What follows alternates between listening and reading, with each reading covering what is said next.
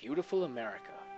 From its crystal-clear streams and lush fields to its bustling cities, it is the most perfect and powerful nation on God's earth.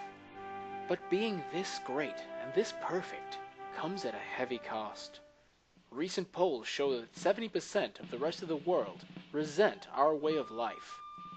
What's more, our government sources have recently come across some terrifying information. An alliance between the communist Russians and Chinese has been made, and these two enemies of democracy have been working together to create a deadly virus.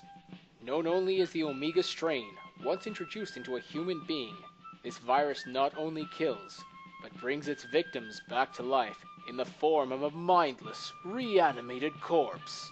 But don't panic. You, children, are Americans, and your government looks out for its citizens. Hello, children. I'm Willard P. Fillmore, and today we'll be looking at what to do in the event of a zombie outbreak in a town near you. Step 1. Look about and be sure to shout. Your average zombie may, at first glance, look just like a regular human being. That is their greatest strength. Why, just look at old Mr. Abernacle here. At first glance, he looks just like you or me, but look closer. There are certain signs of infection. Notice the pale skin, the glazed-over eyes, the gaping neck wound, and the slow, shuffling movements as he drops his fine, flavor-packed Viceroy cigarette in favor of little Johnny America's entrails. Get a move on there, little Johnny, because where there's one zombie, there's bound to be more close by. But before you go running for the hills, be sure to raise the alarm. The police have been advised of the situation, so you be sure to give Sheriff Collins a call down at the station. He, in turn, will make sure to pass that message on to our fine American soldiers, who you can bet will not rest until the outbreak is contained. The Omega strain spreads much like rabies, meaning even the smallest bite can lead to infection, so keep your distance and constantly scan the area ahead of you for further threats. Now that you've identified that there is in fact a threat and sounded the alarm, it's time to find a safe location and hole up until our boys in green get things under control.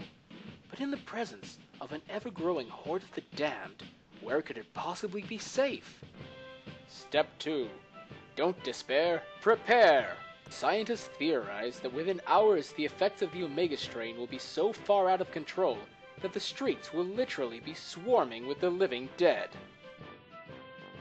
But thanks to taxpayers like you and our skilled engineers, we are pleased to present the government standard issue safety bunker, designed for easy access, security, and most of all, comfort. The GSI safety bunker is the only sure way to hold out against a horde of zombies. While inside the GSI, you'll have access to fine foods, up-to-date magazines, the latest in communications, and those flavor-packed Viceroy cigarettes. Why, you'll be so comfortable and secure inside the GSI, it'll feel like no time at all before the troubles outside are under control again. Just remember to let other survivors in there. So move quickly and quietly to your local GSI safety bunker, just like little Johnny here. What's this? Why, it's little Johnny's neighbor and classmate, Alice, and she seems to have injured her ankle. Now, Johnny is naturally suspicious, but he's also an American, and any patriotic American would never leave a friend behind. But remember, little Johnny, keep an eye on Alice. Look for those signs we talked about earlier.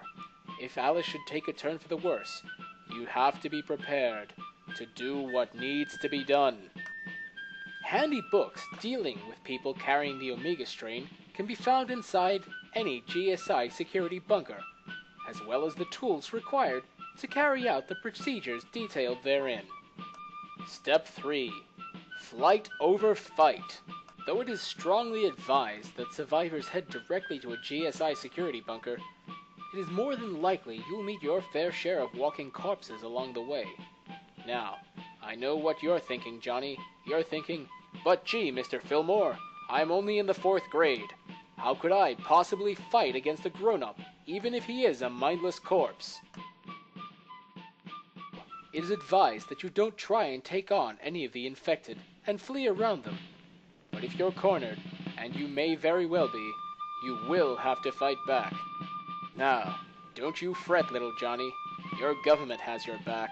In fact, we've had your back since your very first Little League game all those years ago. You, like little Johnny America here, are a true patriot. Then you enjoy sports like baseball and football. Fun sports, yes, but when combined, are also a deadly form of close combat fighting. Football, you learned agility and stamina, so you know how to move about and avoid the other team. With baseball, you learned accuracy and strength as you pummeled that ball way across the field. Used together, these two skills are more than enough to bring down your average zombie. Developed by the obscure Yakov Grinhoff, as some of you may know was the inventor of that fun Latvian pastime, skipping. The basefoot katra was split apart and cleverly hidden within the nation's curriculum in 1921 by your government to prepare all America's young men for combat should the need arise. Good work there, little Johnny. You're not hitting home runs for your team anymore. You're hitting home runs for America. So remember those 3 simple steps. Look about and be sure to shout. Don't despair, prepare. And last but not least, flight over fight. Be sure to follow these instructions to the letter.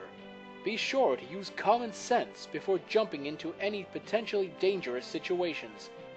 And be sure to survive. The future of the world, the future of America, depends on you. This instructional video reel was made possible by Viceroy Cigarettes and the United States government.